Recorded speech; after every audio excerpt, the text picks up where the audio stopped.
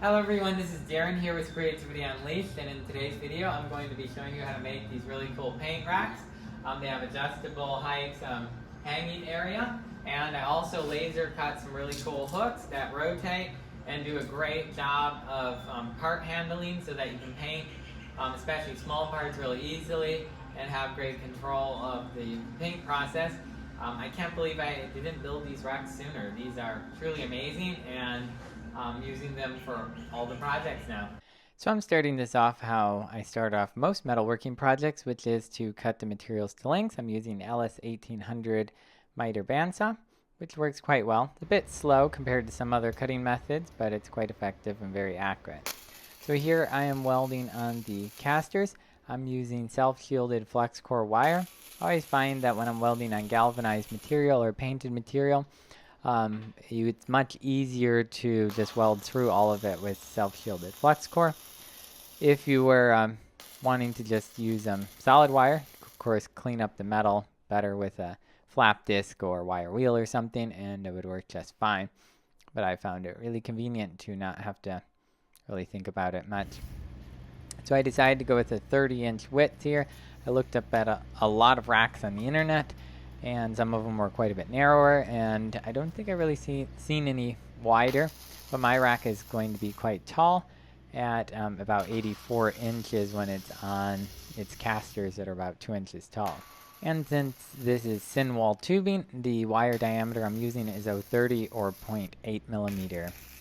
So if you're just getting into welding, it's good to keep in mind that the welding process tends to warp and distort the material from the amount of heat input that happens through the process of welding. Things expand and contract, and they tend to contract more than they expand.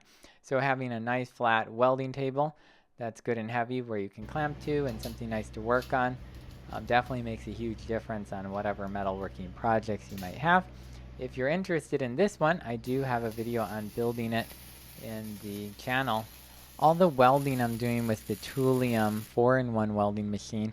This one is a MIG welder, TIG welder, even with high frequency, and stick welder, and it actually runs 6010, and it has a plasma cutter built into it as well, and it's just over $400, and I have been quite impressed. I'm sure there are better machines in the $3,000–4,000 range, but for $400, this one welds better than some of the several $1,000 older Miller machines that I've used over the years. So I would definitely recommend it. I think the longevity on these Chinese machines is debatable. You never really know. Sometimes they'll last many years, and other times they'll be broken out of the box. And so that's their main downfall. But they, while they work, they tend to work really well.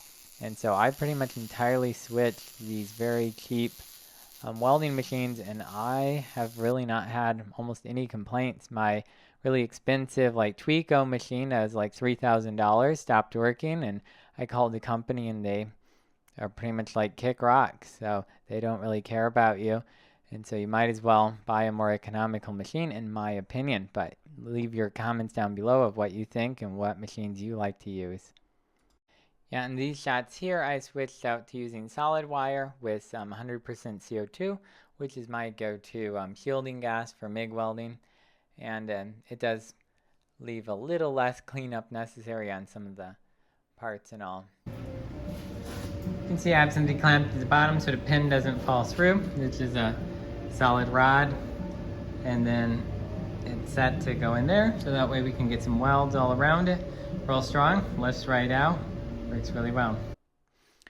On parts like this, when you can, it's always helpful to weld downhill.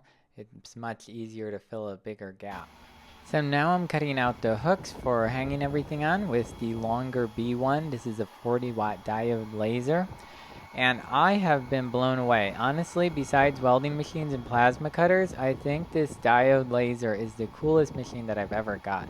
I'm using it for marking metal things. I'll like spray paint onto the metal and then laser on the design I want cut out, and then I can do it by hand or do it with the drill press or the magnetic drill.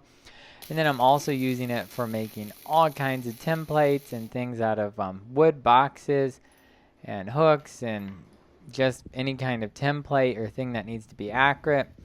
It's been quite a revolutionary machine. I would definitely buy it in a heartbeat if I didn't have one.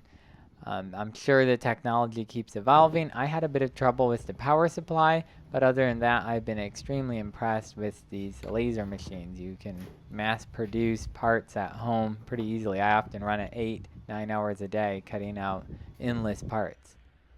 So one of the things I really like about these hooks is that having the washer welded to the rod allows them to be able to rotate small parts. While painting, I find sometimes if you hang things by a string or a wire, they just spin around in circles when you're trying to paint. And this way I can reach up and rotate the part while painting. So I hope you enjoyed the build process. I think these paint racks turned out great. I hope it's an inspiration to you. I'd love to hear what ideas you had. I spent quite a bit of thought into the hanging hooks, trying to come up with the best idea there. I've been pretty happy with them, but I'd love to see or hear what you come up with yourselves. And I really can't believe I hadn't made these sooner. I think they're amazing. You let me know what you think in the comments down below. Thanks.